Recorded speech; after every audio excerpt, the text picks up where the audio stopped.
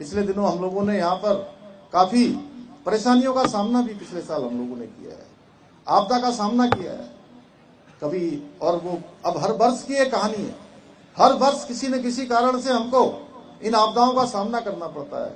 चाहे आज से 2 साल 3 साल पहले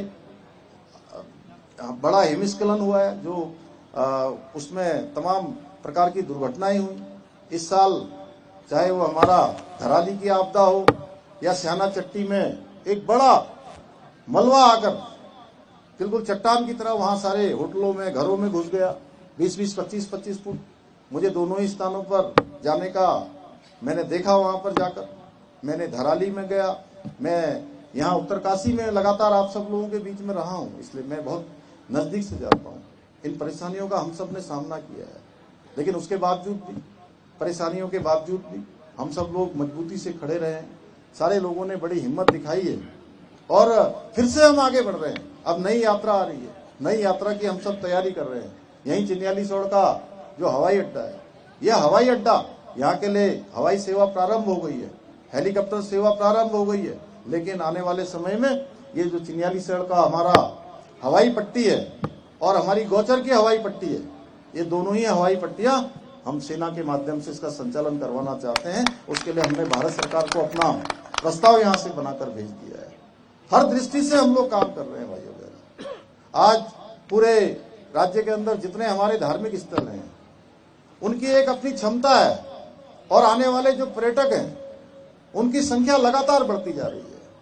लगातार हर साल इजाफा हो रहा है। पिछले साल 6 करोड़ से ज्यादा लोग हमारे राज्य के अंदर आए हैं और अब इस बार तो यात्रा हमारी अप्रैल माह में प्रारंभ हो रही है और उस समय स्कूल भी बंद हो जाते हैं, एक समय यात्रा भी शुरू हो जाती है। इसलिए ऐसे जो धार्मिक स्थान हैं उनके आसपास के स्थान और ज्यादा हमारे विकसित हों, जिससे कि यात्रा हमारी पूरी तरह से चलती रहे। अधिक अगर लोग भी आ जाते हैं तो भी आसानी से सारे लोग भगवान के दर्शन करें, धामों के दर्शन करें, हमारे मंदिरों के दर्शन करें, यमुनोत्री जाएं, गंगोत्री जाएं, अन्य जो हमारे स्थान है उन सभी स्थानों का दर्शन करके पुण्य का लाभ प्राप्त करके अपने अपने क्षेत्रों को वापस जाएं और उनकी इच्छा हो कि इस बार आए हैं, भगवान हमें बार बार बुलाना है, देवभूमि में बार बार बुलाना। वैसे तो देवभूमि में मैं तो सबसे कहता हूँ कि देवभूमि में आना, देवभूमि में दर्शन करना और देवभूमि में कार्य करना, ये सब भगवान की कृपा के बिना नहीं हो सकता है। भगवान की इच्छा होती है तभी हम लोग आते हैं। अब मेरा भी कोई यहाँ आने का कल दिन तक कोई कार्यक्रम नहीं था।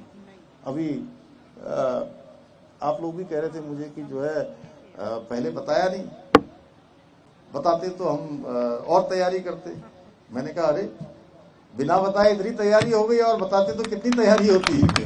इतनी हमारी माताएं बहनें आ गई, इतने मेरे बड़े बुजुर्ग आ गए, इतने बच्चे आ गए।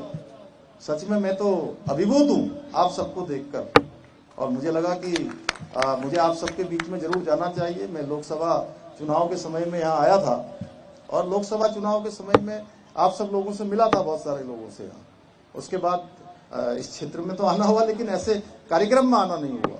इसलिए आज आप सबको देखकर मैं अपने आप को धन्य मान रहा हूँ। मैं इतना ही कहना चाहता हूँ कि हम लगातार प्रयास कर रहे हैं कि देवभूमि हमारी हर क्षेत्र में आगे जाए और उसके लिए हम लोग आज एक से एक कानून बना रहे हैं। आप देख रहे होंगे एक से कड़े कानून हमने बनाए हैं। समान नागरिक संहिता का कानून बनाने वाला उत्तराखंड पहला राज्य है जहाँ समान नागरिक संहिता लागू हो गई है।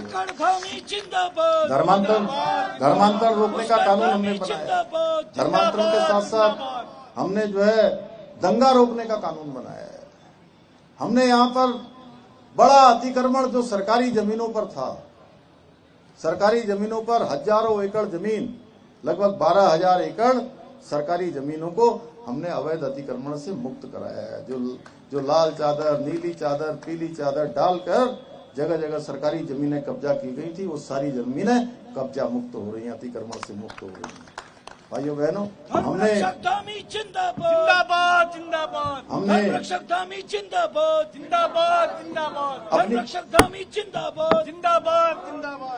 अपनी पहचान छुपाकर बहुत सारे कालनेमी छदम वेशधारी राज्य के अंदर कहीं भी घूमते हुए पाए जाते थे।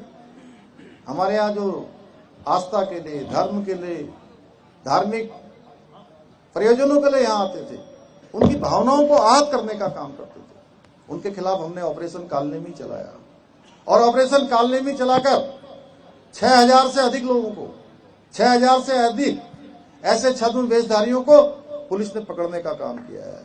हमने तय किया है ये छद्म वेशधारी ये जहां से आए हैं हम उनको वहीं भेजेंगे। भाइयों बहनों, देवभूमि उत्तराखंड के अंदर आज डेमोग्राफी का बहुत बड़ा संकट हमारे सामने पैदा हो गया है। असंतुलन पैदा कर दिया कई जगह पर, ऐसे ऐसे स्थानों पर ऐसे ऐसे लोगों को ले जाकर बसा दिया गया जहां उनका कोई नामो निशान नहीं होता था। लेकिन भाइयों बहनों, आपके भाई ने, आपके इस बेटे ने ये संकल्प लिया आप सबके आशीर्वाद से, हम किसी भी कीमत पर डेमोग्राफी का असंतुलन नहीं होने देंगे, यहाँ के सांसद मूर्तियों को खराब नहीं होने देंगे और हम अपने बच्चों को, हम अपने आने वाले बच्चों को किसी भी कीमत पर असुरक्षित उत्तराखंड नहीं देंगे। भाइयों बहनों, उनको सुरक्षित उत्तराखंड देंगे, उनको उनके मन में किसी प्रकार का संदेह नहीं देंगे, किसी प्रकार का भय नहीं देंगे।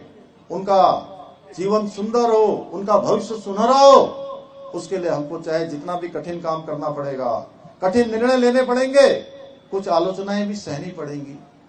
आप देखते होंगे बिना बात की बहुत सारी आलोचनाएं होती हैं, आप सबको पता है, लेकिन हम इससे डिगने वाले नहीं है, क्योंकि हमको पता है हमारे राज्य के बड़े बुजुर्गों का, माताओं बहनों का, हमारे नौजवानों का, हमारे बच्चों का हमारे साथ पूरी तरह से कदम मिलाकर वो लगातार चलते रहे हैं। जगत लगातार उनको पता है कि हमने जिस मार्ग को चुना है वो मार्ग हमारा बिल्कुल सही दिशा में जा रहा है। भाइयों बहनों,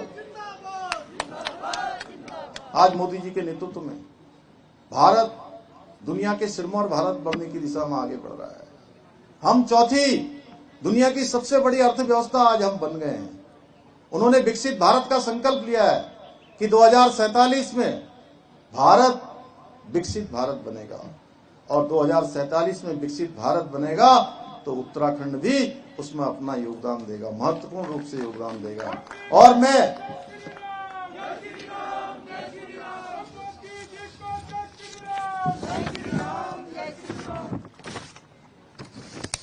मैं जब भी विकसित भारत की बात को करता हूं, हमारे प्रधानमंत्री मोदी जी के उस उद्घोष को जब भी स्मरण करता हूं जो उन्होंने बाबा केदार के धाम में किया कि ये दशक उत्तराखंड का होगा, इस दशक को बनाने का काम, उसमें अग्रदूत का काम, सबसे आगे ध्वज लेकर चलने वाला काम अगर कोई करने वाली है तो हमारी मातृशक्ति, मेरी बहनें, मेरी माताएं करने वाली हैं। क्योंकि उनके द्वारा जो उत्पाद अभी मेरी बहनें कह रही थी, हमने तय किया है कि उनके उत्पादों को देश के अंदर ही नहीं बल्कि दुनिया के अंदर पहचान मिले। उनके उत्पाद इतने अच्छे हैं, उन पहाड़ की हमारी मातृशक्ति को कितनी परेशानियां होती हैं, कितने उनके जीवन में चुनौतियां होती हैं, मैंने इसको नजदीक से देखा है, मैंने जिया है, मैंने बचपन से देखा है। इसलिए मैं देखता हूं जब उनके बीच में जहां भी जाता हूं, उनके द्वारा जो उत्पाद बनाए गए हैं, जो भी सामान वो बनाती हैं, वो इतना अच्छा है कि उसकी मांग बढ़ रही है। इतनी अच्छी पैकेजिंग है, इतनी अच्छी उसकी क्वालिटी है कि आज देश दुनिया में उनकी मांग बढ़ रही है। इसलिए हमने तय किया है कि हम अपनी बहनों को आगे बढ़ाने के लिए किसी भी कीमत पर कोई भी काम हमें करना पड़ेगा तो हम करेंगे, हम उस काम को आगे बढ़ाएंगे।